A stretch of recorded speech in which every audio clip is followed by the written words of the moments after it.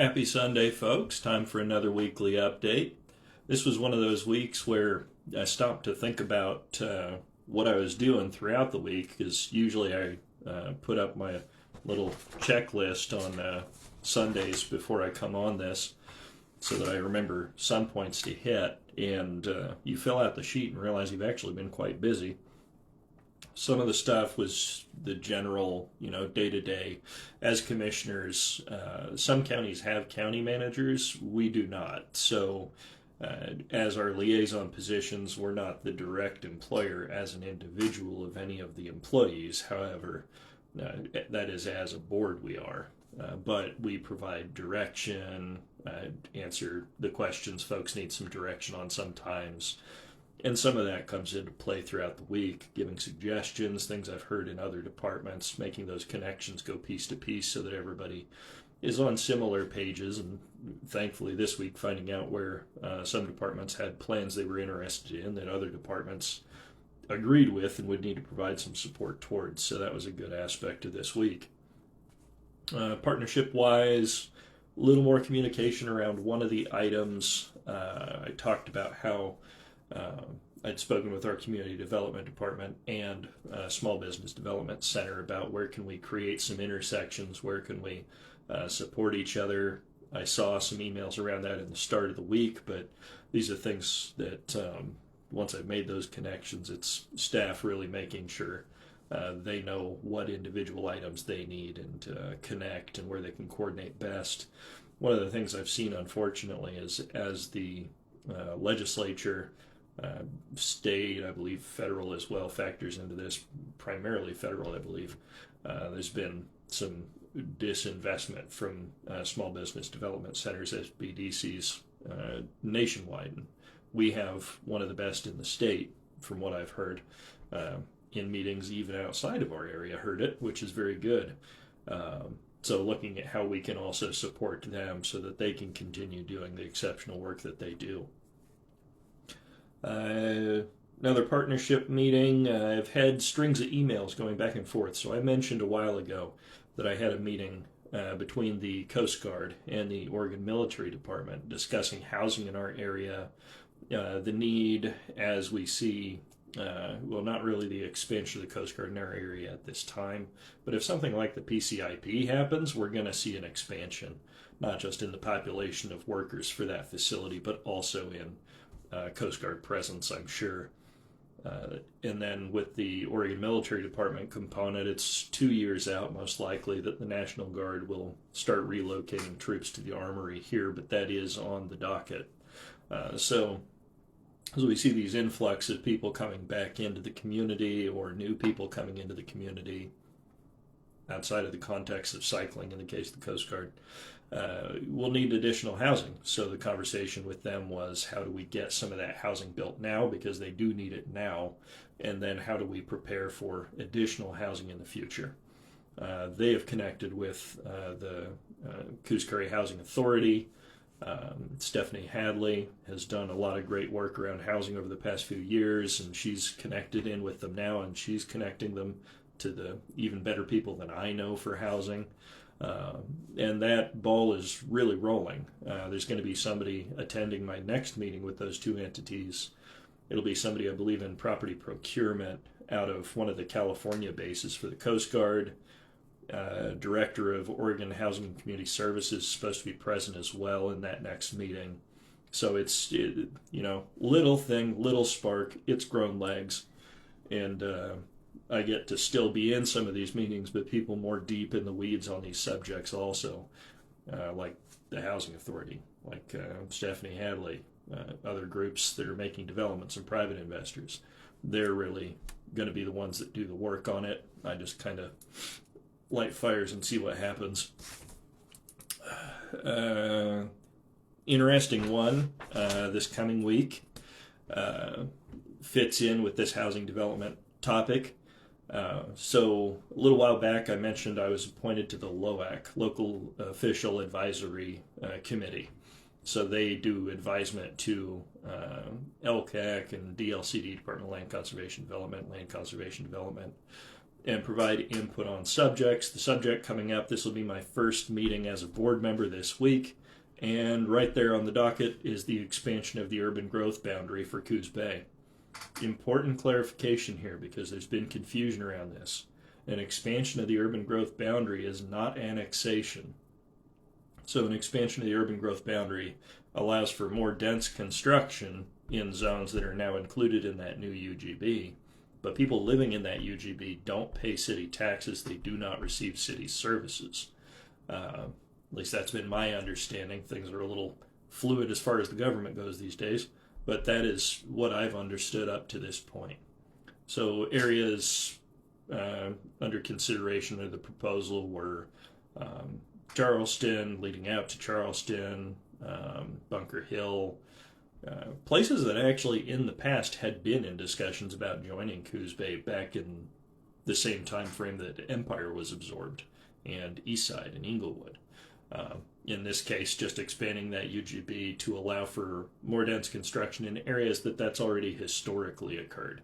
So to allow you to continue on the same path that already went down in areas that are already largely, I shouldn't say largely developed, but they have more development than your standard Oregon out of city limits land.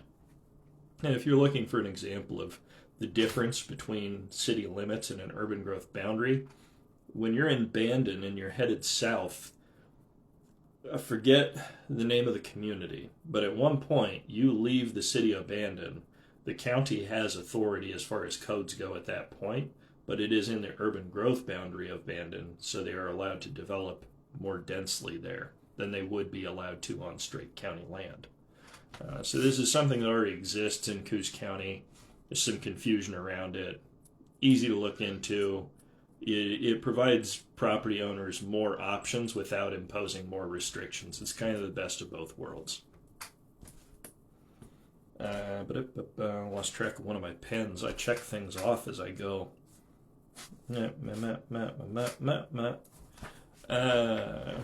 Committee similar to the LOAC, I got the support of the commission to go on to the Ocean Policy Advisory Committee next, the OPAC.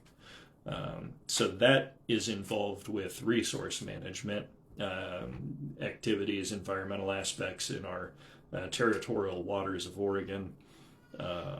Good opportunity for me to be into now, particularly with the resource management side.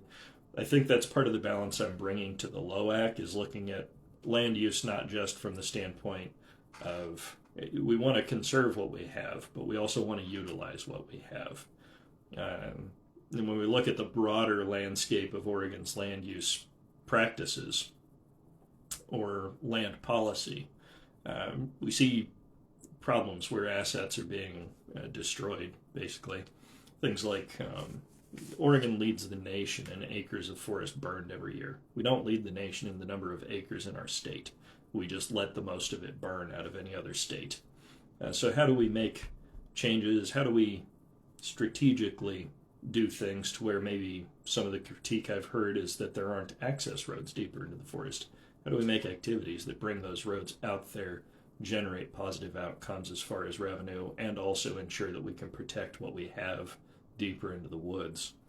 With the ocean aspect, again, looking at that intersection, how do we continue doing fishing? How do we do the commercial fishing? How do we utilize our offshore assets while also allowing for and facilitating expansion of research into those waters, research into the unique ecosystem, the biology, the marine biology we have off the coast. When I was in college, we got extra credit for going to OAMB's lectures, the Oregon Institute of Marine Biology out in Charleston. They had free ones every week, and they would bring in some expert from around the world to talk about marine biology, different aspects off our coast, because we have very unique and diverse marine biology, and you would get extra credit to just try and just write down what you understood. No expectation you're actually going to get what's being talked about, but, points for trying. So we have a lot of assets here, not just in terms of harvest, not just in terms of research, but both harvest and research and tourism. I did some reading over the weekend on working waterfront tourism, something that's been of interest to me. Charleston is doing a lot right now. Charleston Merchants Association, the broader population of Charleston, Charleston fishing families, they are putting a lot of work into trying to make Charleston not just a better place to live, a better place, but also a better place to visit, somewhere that is supportive of its industry and still welcoming to guests. And that makes working waterfront tourism particularly interesting to me. I try and learn as much as I can about what our communities are working on so that I can be useful if an opportunity comes up to support them. Part of what I look at with that, if you've ever been to the Newport waterfront, one side of the street, nice bars, candy shops, Ripley's, believe it or not, usually stands out to my memory. Other side of the street, fish processing, ships going out. You've got that blend on one street. So how do we make a tourism aspect in an area that's industrial while not losing the industrial aspect? When I was a kid, it was normal. We would go, Grandpa would take me to get ice cream, and then we'd go look at the shipyards. How do we turn that into something formal, more accessible? Grandpa worked at the shipyard. That was normal in this case. How do we open that up so that more people can see what a working waterfront looks like, feel welcome in that community, and also generate foot traffic to support the peripheral businesses in that community? So fun stuff to read into. One of the fun things about Commissioner is just about anything you want to read about, there's a reason to do so. If you know folks like that, same deal when you're on a city council. City council is a part-time thing. It's a volunteer thing. There's only like 6 of the 241 cities in Oregon that are paid. Look at that if you're interested in that sort of thing. If you know people that are interested in that sort of thing, boards, committees, different things in the community, anywhere you can be an active participant. Saw a lot of active participants lately in different communities around the county. Most ones I've been talking to lately have been in Empire and Lakeside, but Charleston, a lot of folks being active. Just saw a bunch of stuff when I was down in Emerald Point where people are trying to do more in their community. Coquille, people talking to me. Power's been very active lately. Bandon is always churning. North Bend's always doing something. So I think that was one of my tangents, is just to encourage people, look at what's going on around you, see if you can be part of it. We'll make everything a little better together. Some of the cost offsets, always looking at those. I mentioned we finished the budget. We took some one-time money to make the budget work, expecting better outcomes next year because of changes in federal timber revenue sharing and their increased harvest plans. But once the budget is done, we look at how we can save money so that, we've got the budget, we've allocated the money. Now what can we do to mitigate the need to use some of that money so that we can get more things done we need to get done? So to that effect, I've been talking with folks, getting a hold of Energy Trust of Oregon. Some big costs in the budget this time related to our county jail. Equipment that's way past the 20-year change-out plan that they would normally have. I think we've got some equipment in there that was installed in the 80s and it's supposed to be replaced every 20 years. It hasn't, so we're going to do something. Quality of life's still fine in there. It's just you don't want equipment that old. So seeing where we can not just get some support in buying those things, but also Energy Trust helps you find things that are going to be more efficient. So one, if they help pay for it, great. If it's something more efficient, reduces our ongoing costs, makes the budget a little easier. So always looking for things like that. I know our maintenance has also talked with them quite a bit about the general county buildings as well. In particular, windows are a big thing. Thing I'm grateful for. So I mentioned a while back, Oregon Crime Fighter Act. Going to require the state to pay the actual cost of a jail bed. So something that came up in budget for people we hold on a DUI, The state is reimbursing beds at that. They're reimbursing other beds, but DUI was just raised to $210 a night. Actual cost of a jail bed is around $350, so that's not even covering cost. That's part of why there's often a budget issue. Oregon Crime Fighter Act requires the state to pay the actual amount, and if the space is not there, requires the state to figure out where people are going to be put. Got some pushback on that. Well, how would the state fix it? Well, this is what the state was trying to make us accept in the CFAA last year, where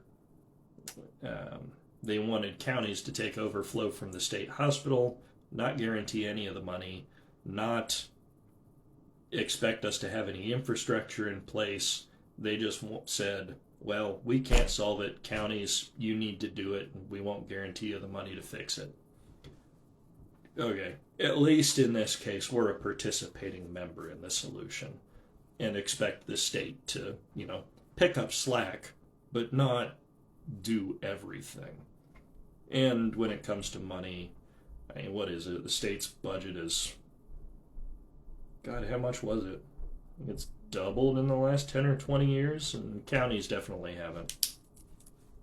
So, spot I was appreciating, though. The Powers Tavern owner reached out to me, so she had a bunch of the sheets. It's a petition, citizens initiative. She had a bunch of the sheets signed, so those got mailed back to the folks they need to go to as we try and get this thing on the ballot. I provided some material to other businesses locally around Coos Bay, North Bend area, Coquille. Haven't heard back from them yet on how that's going, in Myrtle Point. But yeah, very appreciative that they've got this thing moving out there in Powers. This week, got a meeting about, it's a meeting I had called about Kratom and Nitrous.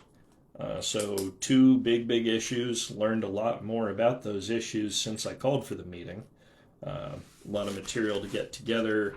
What I'm looking at is the situation we've got right now around, the damage it's doing to people.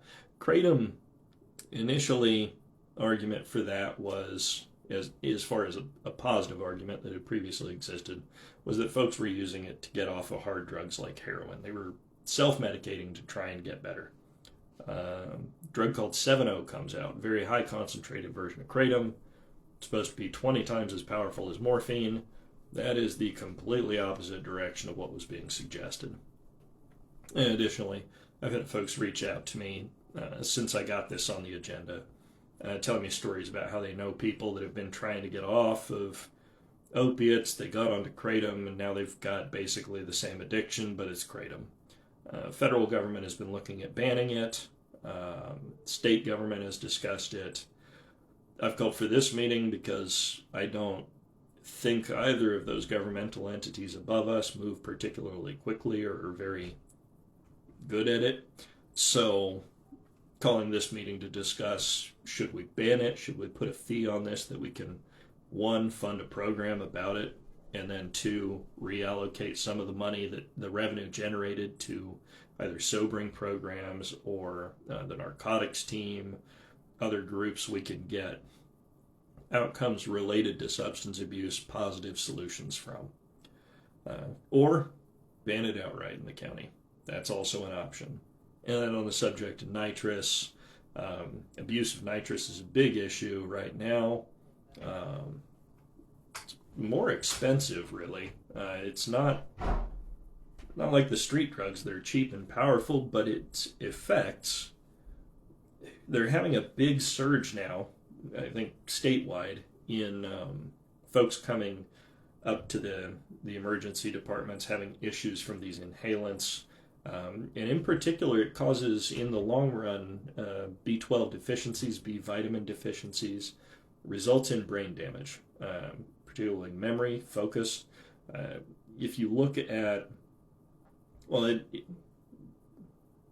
little technical version, but it strips the myelin sheathing off your neurons. Over time, cumulative effect, this starts to slow your reflex time, your thinking time, by milliseconds. But when those add up, you start to notice it in people, and that is the same effect that a person has with long-term abuse of Xanax. So if you look at long-term abuse of Xanax consequences, you can see parallels to nitrous abuse. When we're looking at these containers of nitrous that are flavored, I've talked with a couple of folks that own restaurants. You do use nitrous to make whipped cream. There is no legitimate use for flavored nitrous. It's not coming through into your coffee. It's not coming through into your whipped cream. So, again, that'll be a discussion about, I think that discussion will be primarily just banning the flavored ones. Culinary groups are still going to need nitrous for making the whipped cream or the fancy dishes. I think it's used in bars, but in cafes. There it becomes a discussion, are there culinary groups like restaurant stores, dedicated restaurant stores, maybe they're the ones selling the proper nitrous for the kitchens, but I think key focus for this one will just be the flavored nitrous, because like I said, I've talked to people, no legitimate use identified. I've talked to some people at convenience stores. Some of them are frustrated because the ones selling those containers are giving them a bad name. Pretty much everywhere I went, I mean, nobody chewed me out for talking about banning nitrous and Kratom. So I'd say the overwhelming response was people were supportive. Even in one store where they were selling nitrous, kid behind the counter said, "Ban it." I pointed to the container and asked him, and he said, "Well, don't tell my boss, but ban it." So we'll have a conversation. I know some of our sobering groups are going to be present. I'm sure they'll have input, and I believe at least one convenience store chain owner is going to be present. Talk about it from their side, but I've talked with them. They had no objections either. So it'll be an interesting meeting. And yeah, that about covers it. Just some little stuff. When I was at the Elliott State Research Forest meeting a little while back, lady introduced herself to me. I think she's one of the people towards the top at Department of State Lands, DSL. She talking about economic development, so reached out to DSL to get some info. Made another plug with the National Guard and Coast Guard to see if we can get some cool stuff to put at the fair this year. And I'm still involved with a couple of nonprofits that I've worked for in the past, so learned about some hiccups we're having with a state program, federally funded. It is kind of a pass-through for people that want to get back into the workforce. They've got some injuries. They're trying to get back in. And then service providers at the level I used to work at take those clients and help them find jobs. That feeder from the state and federal level is apparently clogged locally. So I'll have to talk to some people and see how do we break that loose, because if there are people that want to get back in the workforce, get jobs, or we've got to support that. Jobs are a very important part of people's lives. The medical benefits of people working, even I think it was 20 hours a week, showed massive health benefits in past research that I was more familiar with when I worked in that field. But yeah, that's one of those things that got me unclogged. But yeah, that about sums up the week, sums up what's coming up, and hope everybody has a good week ahead of them. And we will see you in the next one. Have a good one.